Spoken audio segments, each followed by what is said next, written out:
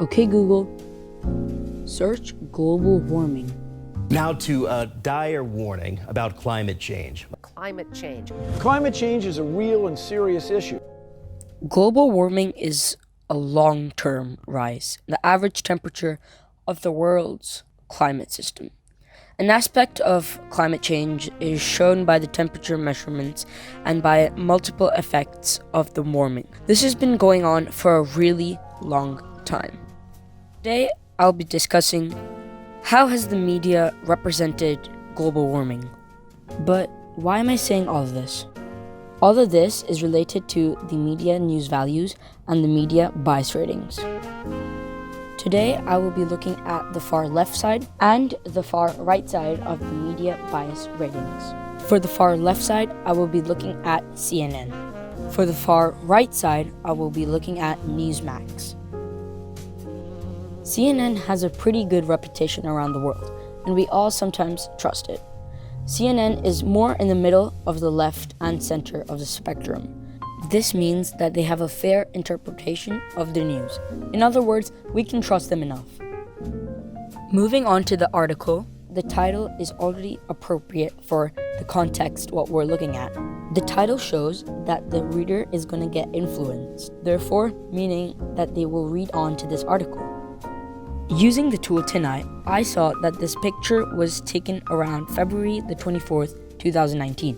And this article was published on the 23rd of May 2019. Analyzing the picture, it's 100% relevant to the topic and to the title showing wildlife who are large. Scrolling down, looking at the first few paragraphs of this article, we see that they have provided us with a professional view, which is the University of Southampton. Continuing on, we can see that this is a future scenario, and this means that the article has some consequences as well. The writer of this article is Jack Guy. I searched him up on the CNN's website, and I saw that he has written about 50 articles by himself and also with his other colleagues.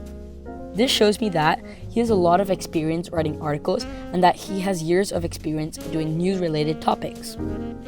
Using another tool called TrustServista, I looked at the ratings on this article. They weren't too bad. There was only 15% of poor context, 50% of negative sentiment, and only a 2% chance of clickbait.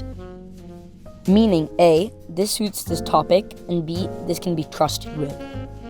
Now, finishing off from CNN, from the bottom right side, I have chosen to look at Newsmax.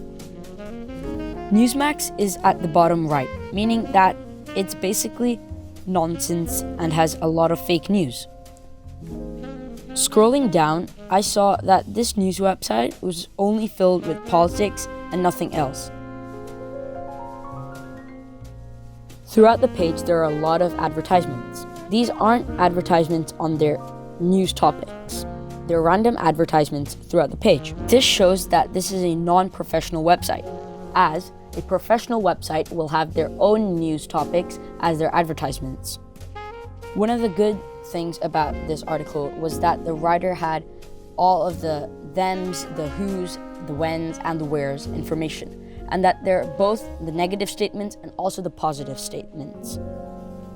Nonetheless, I think using tools like Tonight and TrustServista, it helped me a lot analyzing the articles, and I think these are some really good, reliable sources which I can use anytime. And overall, I think that showing two different news companies, I showed how reliable and how unreliable news companies or websites can be.